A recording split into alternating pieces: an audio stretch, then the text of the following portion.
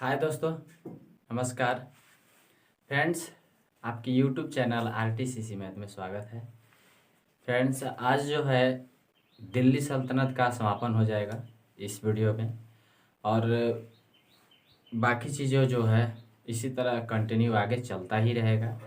Math भी मिलेगा, यहाँ तक कि दिल्ली सल्तनत के बाद आगे जो है मुगल काल आरंभ होता है, वो भी चीज़ें आपको मिलेगी। धीरे धीरे करके सारा वीडियो मिल जाएगा। सिर्फ आप जो है कहानी को जो है सुनते रहिएगा तो आपका काम हो जाएगा। नोट्स बनाते रहिएगा, आपका काम हो जाएगा। मैं आपको उतना ही कंटेंट देता हूँ जितना कि एग्ज़ाम में पूछा जाता है।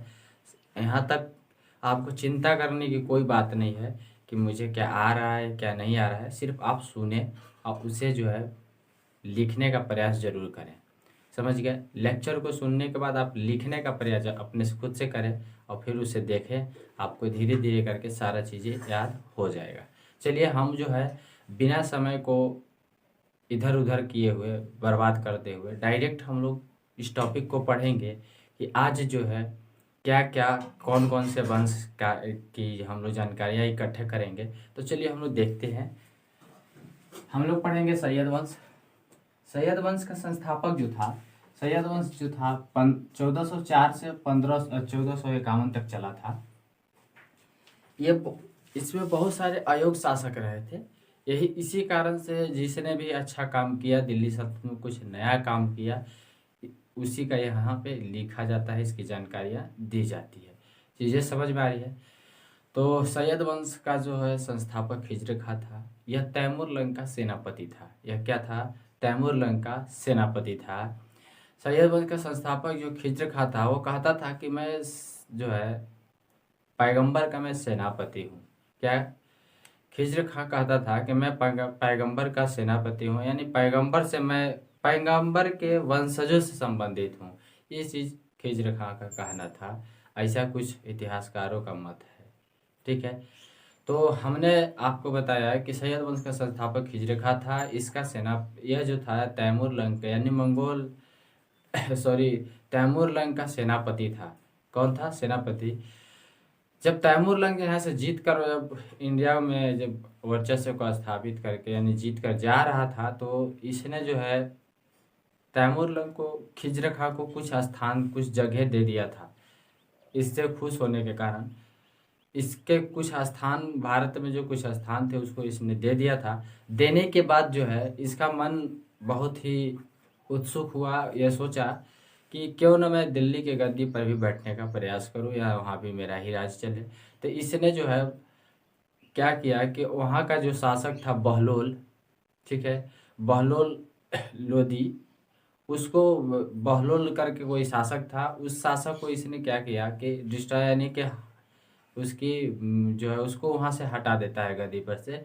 और हटाने के बाद ये गद्दी पर, खुद दिल्ली की गद्दी पर आकर बैठ जाता है।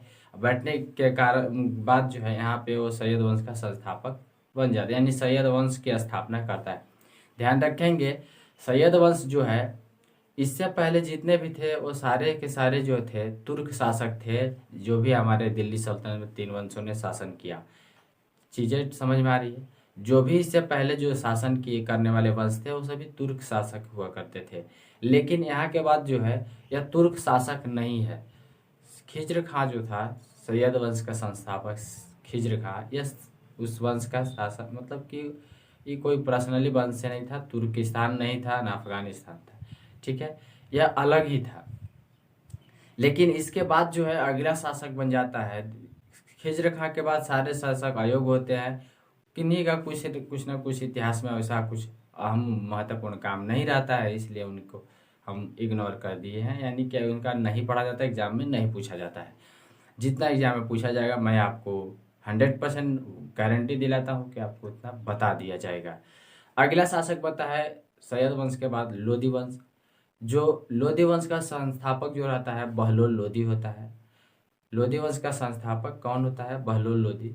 यह बहलोल नामक सिक्का चलाता है। क्या चलाता है? बहलोल नामक सिक्का चलाता है। ध्यान रखेंगे, बहलोल लोदी जो था बहलोल नामक सिक्का चलाता है, जो मुगल काल तक जो है उस सिक्के का मान्य होता था। दिल्ली सल्तनत के आसपास के क्षेत्रों में क्रय विक्रय, व्यापार वगैरह करने में यूज किया जाता था। मुगल काल तक यह सिक्का चला था, लेकिन पूरे मुगल काल तक नहीं चला था। यह अकबर के समय तक ही, कुछ दिन अकबर के शासन काल तक ही सिमट कर रह गया था, क्योंकि उसके बाद वो सिक्का प्रचलित नहीं हुआ था। चीज़ें समझ में आ रही है? तो ध्यान दीजिएगा, मैं आपको धीरे धीरे सारे टॉपिक की बातें आपको बताता हूँ और ध्यान रखेंगे। बहलोल लोदी जो था यह प्रथम अफगान शासक था। ध्यान रखिएगा, ये बहुत ही इम्पोर्टेंट इसलिए कहा जाता है बहलोल लोदी के बारे में, क्योंकि यह प्रथम दिल्ली के गद्दी पर बैठने वाला प्रथम अफगान शासक बना, बहलोल लोदी। अभी उसके बाद जो है दिल्ली सल्तनत में जब आप एंट्री मारिएगा मुगल काल में, तो वहाँ पे जो है शेर शाह, मुगल काल के आसपास में जब एंट्री मारिएगा तो वहाँ पे शेर शाह अगला शासक जो दिल्ली की गद्दी पर बैठता है, वो बैठता है शेर शाह। शेर शाह जो था वो भी एक अफगान शासक था। तो एग्जाम में पूछा जाता है कि दिल्ली के गद्दी पर बैठने वाला दूसरा सुल्तान कौन था, तो शेर शाह था जो अफगान था, और यह प्रथम अफगान था। चीज़ें समझ में आ रही है? चलिए देखिए, सैयद वंश, इसका संस्थापक हिजर खां था, या 1414 से लेके 51 तक चला था सैयद वंश। इसके संस्थापक कौन था? हिजर खां था। यह ऐबक के बाद दिल्ली के गद्दी पर बैठने वाला क्या था? दूसरा मतलब बिना सुल्तान भी के ही बने दिल्ली के गद्दी पर सैयद वंश। खिज्र खां जो था यह बिना सुल्तान के ही दिल्ली के गद्दी पर बैठा था, कोई उपाधि लेकर। यह तैमूर लंग का सेनापति था। यह क्या था? तैमूर लंग का सेनापति था। लोदी वंश, यह अगला जो शासक बनता है, अगला वंश आता है वो है लोदी वंश। लोदी वंश चलता है 1451 से लेकर 1526 तक। इसमें हम लोग पढ़ेंगे बहलोल लोदी के बारे में, उसके बाद सिकंदर लोदी के बारे में पढ़ेंगे, उसके बाद इब्राहिम लोदी के बारे में हम लोग इसमें पढ़ेंगे। तो चलिए हम लोग बहलोल लोदी के बारे में पढ़ते हैं। इसके संस्थापक बहलोल लोदी था। यह प्रथम अफगान शासक था जो दिल्ली के गद्दी पर बैठा था। बहलोल लोदी जो था यह प्रथम अफगान शासक था जो दिल्ली के गद्दी पर बैठा था। इसने बहलोल नामक सिक्का चलवाया था, जो मुगल काल तक क्या था, मतलब मुगल काल तक यह सिक्का जो है अकबर के समय तक, यहाँ अकबर के समय लिखा हुआ है, अकबर के समय तक यह प्रचलित था। उसके बाद जो है बहलोल लोदी का कुछ, उसके बाद बहलोल लोदी जो है की कहानी खत्म हो जाती है। अगला सुल्तान बनता है जो वह सिकंदर लोदी बनता है। चीज़ें समझ में आ रही है? चलिए देखिए सिकंदर लोदी के बारे में। सिकंदर लोदी के बारे में इतिहासकारों का कहना था कि सिकंदर लोदी जो था दिल्ली सल्तनत को हर संभव बहुत प्रयास किया था उसको मजबूत करने का, क्योंकि यह पढ़ा लिखा सुल्तान था। समझ गए? यह भी पढ़ा लिखा सुल्तान था। और यह सिकंदर लोदी अपने नाम यानी कि गुलरुखी नाम से क्या कविताएं लिखता था। जो भी कविता लिखता था गुलरुखी नाम से, या इसे पुकारा भी जाता था गुलरुखी कहकर। चलिए देखिए क्या क्या कहा जाता है इसके बारे में। इसने आगरा शहर की स्थापना किया था। इसने क्या किया था? आगरा शहर की स्थापना किया था। इसने अपना राजधानी 1506 ईस्वी, आगरा शहर की स्थापना 1504 ईस्वी में किया था, और 1506 ईस्वी में इसने अपना राजधानी आगरा शहर को बचाया यानी कि बनाया था। इसका कारण ये था बनाना, आगरा शहर की स्थापना करना, क्योंकि यह राजपूतों को जो है, राजपूतों के साथ जो विद्रोह होता था उसको निपटाने के लिए, उस विद्रोह के साथ विद्रोह को दबाने के लिए जो था, आगरा शहर की स्थापना यमुना नदी के किनारे जो है करता है। आगरा शहर की स्थापना उसके 1504 ईस्वी में कर देता है, और 1504 ईस्वी में करने के बाद 1506 ईस्वी में जो है यह दिल्ली सल्तनत यानी कि दिल्ली सल्तनत के क्या बना देता है? राजधानी बना देता है। ठीक है, यानी कि लोदी वंश का राजधानी बना देता है, या दिल्ली सल्तनत का भी राजधानी बना देता है। इसने भूमि मापने के लिए गज ए सिकंदरी का प्रयोग की नामक यंत्र का प्रयोग करता था, जो एक 30 इंच का होता था। यह बहुत ही इंपॉर्टेंट है, इन्हें VVI है, ध्यान रखिएगा। और ये आगरा शहर की स्थापना जो है VVI है, ध्यान रखेंगे। सिकंदर लोदी जो था 1506 ईस्वी में अपना राजधानी भी बनाया था आगरा को। एक बात ध्यान रखिएगा, इसमें कोई शक वाली बातें न रखे कि क्या है। अगला है, यदि यह अपनी कविताएं गुलरुखी नाम से लिखता था। किस नाम से लिखता था? गुलरुखी नाम से लिखता था।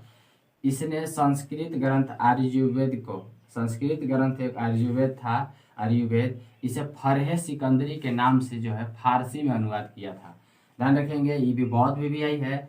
इसे पूछा जाता है कि सिकंदर लोदी ने किस ग्रंथ को फरहे सिकंदरी के नाम से अनुवाद किया था फारसी में, तो आपको बताना है संस्कृत ग्रंथ आयुर्वेद को। ठीक है, इसके बाद इब्राहिम लोदी दिल्ली के गद्दी पर बैठ जाता है। यह इस वंश का अंतिम शासक होता है, यानी कि लोदी वंश का अंतिम शासक होता है और दिल्ली सल्तनत तथा दिल्ली सल्तनत का अंतिम शासक भी था। इसने पानीपत का प्रथम युद्ध बाबर के साथ लड़ा, जो 21 अप्रैल 1526 को हुआ था। इसमें बाबर ने तोपखाने का प्रयोग या तोपखाने का भी प्रयोग किया था बाबर, और गोला बारूद का भी प्रयोग किया था, एग्जाम में पूछा जाता है, का प्रयोग कर युद्ध को जीत लिया था। और जीतने के बाद जो है मुगल वंश की स्थापना जो है बाबर कहाँ, दिल्ली के गद्दी यानी कि दिल्ली सल्तनत को खत्म करके शासन को दिल्ली में मुगल वंश की स्थापना कर देता है। दौलत खां लोदी जो था इब्राहिम लोदी पर बाबर को न्योता देता है आक्रमण करने के लिए। दौलत खां लोदी ने ही कहा था, क्योंकि दौलत खां लोदी चाहता था कि दिल्ली के गद्दी पर शासन मैं खुद करूं, लेकिन कारण कुछ दूसरा था, जिसलिए इब्राहिम लोदी ने बाबर को न्योता दिया। इसलिए न्योता दिया था दौलत खां लोदी ने, क्योंकि दौलत खां लोदी ये जानता था कि अगर बाबर दिल्ली के गद्दी पर मतलब दिल्ली पर अटैक करता है तो जीतने के बाद वो खुद यहाँ पे शासन व्यवस्था नहीं करेगा, क्योंकि दौलत खां लोदी को ये लालच था कि बाबर आए, युद्ध करे, जीत जाए, क्योंकि मैं उसे आमंत्रित किया हूँ दोस्त के रूप में, तो जीतने के बाद जो है जब वापस जाने लगे तो मुझे दिल्ली का राजपाट दे दे। इसीलिए दौलत खां लोदी ने क्या किया था, आक्रमण करने के लिए बाबर को न्योता दिया था। दौलत खां लोदी जो था इब्राहिम लोदी का चाचा था, ध्यान रखेंगे। तो ये नहीं पूछा जाता है कि कौन था, लेकिन आपसे ये पूछा जाएगा कि बाबर को भारत में आक्रमण करने के लिए न्योता किसने दिया था, तो दौलत खां लोदी ने दिया था। किस लिए, गद्दी के लालच में दिया था। नेक्स्ट आगे ध्यान देखेंगे, इसी के शासनकाल में 1498 ईस्वी में वास्को डी गामा भारत आता है। पुर्तगाल यात्री है वास्को डी गामा, एग्जाम में पूछा हुआ सवाल है, बहुत VVI है कि 1498 ईस्वी में भारत की खोज करने के लिए कौन निकला था, वास्को डी गामा निकला था। और 1498 ईस्वी में कालीकट केरल में पहुंच जाता है। 1498 ईस्वी में इसने भारत की खोज कर देता है। आज कालीकट में केरल में पहुंचता है। वहाँ का राजा कौन था, कालीकट का था राजा था जमोरिन, हिंदू शासक था जो कालीकट का शासक था। चीज़ें समझ में आ गई होगी। तो इतना सब चीज़ें आपको धीरे धीरे बात दिमाग में हट गया होगा कि ये क्या था। बाबर इस युद्ध में जो तोपखाने का प्रयोग किया था, गोला बारूद का प्रयोग किया था, इसे और नाम से भी जाना जाता है। कहा जाता है कि बाबर जो था यहाँ पे कारण ये था कि बाबर के पास सेनाएं कम थी और इब्राहिम लोदी के पास सेना बहुत ज़्यादा था, लेकिन बाबर के पास तोप खाने का प्रयोग यानी तोप का प्रयोग करने के लिए ऑफर था, क्योंकि उसके पास तोप था। और दूसरी बातें थी कि युद्ध नीति को जो है बड़ा सुचारू ढंग से सुदृढ़ता के साथ जो है इसने वो युद्ध नीति का प्रयोग अच्छा ढंग से किया, जिसके कारण ये इस युद्ध को जीता। युद्ध नीति और उस युद्ध नीति का भी नाम दिया गया, जिसे तुगलमा नीति कहा जाता है। तुगलमा नीति यानी तोप खाने वाला चीज, तुगलमा नीति या तुगलका नीति का भी प्रयोग किया गया था, यानी क्या बोलते हैं, इस नीति का नाम दिया गया था जिस युद्ध का प्रयोग, जिस युद्ध में इस युद्ध मतलब प्रयोग किया गया था इसको। ठीक है, तो बाबर की यहाँ पे जीत हो जाती है। बाबर की जीतने के बाद जो है दिल्ली सल्तनत का जो है सारी चीज़ें सब समाप्त हो जाती है, दिल्ली सल्तनत का समापन हो जाता है। अब अगला वंश का उदय हो जाता है, यानी उदय कर देता है बाबर मुगल वंश का। तो चलिए हम लोग अगले वीडियो में पढ़ेंगे मुगल वंश के बारे में। तब तक के लिए इस वीडियो में इतना ही। अगर आपको वीडियो अच्छा लगा है, आपके लिए कुछ काम की चीज़ है, तो प्लीज़ इस वीडियो को लाइक करें, शेयर करें और सब्सक्राइब। लाइक करने से मुझे अनुभव होता है, यानी मैं मोटिवेट होता हूँ कि और आपको वीडियो दूँ। चीज़ें समझ में आ रही है। तो इसी तरह इस वीडियो में बने रहिएगा, स्किप करके मत देखिएगा, वीडियो को आराम से देखिए और शेयर करने के लिए कोशिश कीजिए। दोस्तों को जोड़िए इस RTCC मैथ यूट्यूब चैनल से। तब तक के लिए धन्यवाद।